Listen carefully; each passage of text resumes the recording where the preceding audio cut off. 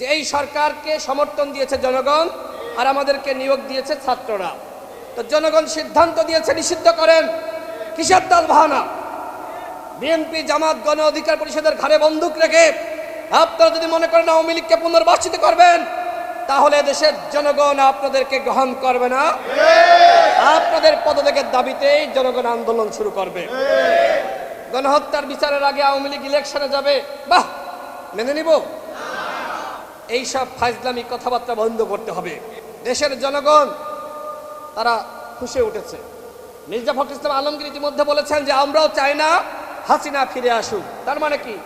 তার মানে প্রধান উপদেষ্টার বক্তব্যের প্রেক্ষিতে তিনি বলেছেন ওই আওয়ামী লীগ আবার ফিরে আসুক, সেটি বিএনপি চায় না।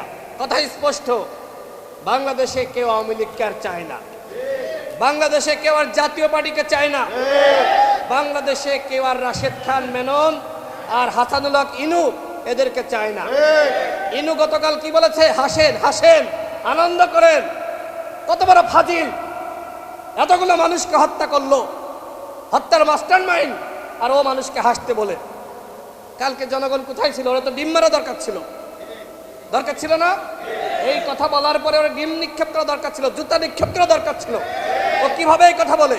সচিবালয়ের কর্মকর্তারা সরকারের কথা শুনছে না। প্রত্যেকটা জায়গায় আমরা দেখছি সরকারের কথা কেউ শুনছে না। সরকারের ব্যর্থতা ব্যর্থতা এবং ব্যর্থতা। তার মধ্যে দেখেন উপদেষ্টা নিয়োগ দিচ্ছে রাজনৈতিক দলগুলোর সাথে কোনো আলোচনা ছাড়াই। 13 জন উপদেষ্টা চট্টগ্রামে, এবং এর মধ্যে অধিকাংশই, এই যে উপদেষ্টা পরিষদের অধিকাংশই এনজিও সেক্টরে পারদর্শী। আমার কথা হলো যে বিপ্লবী সরকার আপনারা গঠন করলেন, তো বিপ্লবের লক্ষ্যই ওই ছাত্র 3 জন ছাড়া আর 2-1 জন উপদেষ্টা, আসিফ নজরুল স্যার, তিনি ছাড়া বিপ্লবের পক্ষের শক্তি কই? মুজিব বন্দনা যারা করেছে তাদেরকে আজকে উপদেষ্টা বানানো হয়েছে। আপনাদের মধ্যে বিপ্লবের চেতনা আমরা লক্ষ্য করছি না। এই সরকারের মধ্যে আমরা আসলে বিপ্লবী চেতনা আমরা লক্ষ্য করছি না। আমরা দেখছি যে এই সরকার বিপ্লবী চেতনা থেকে দূরে সরে গিয়ে এই সরকার আজকে সুশীল সরকার হয়েছে। এই সুশীল সরকার আর সুশীলগিরি সেটি দেশের জনগণ মানবে না। বিপ্লব হয়েছে, অভ্যুত্থান হয়েছে।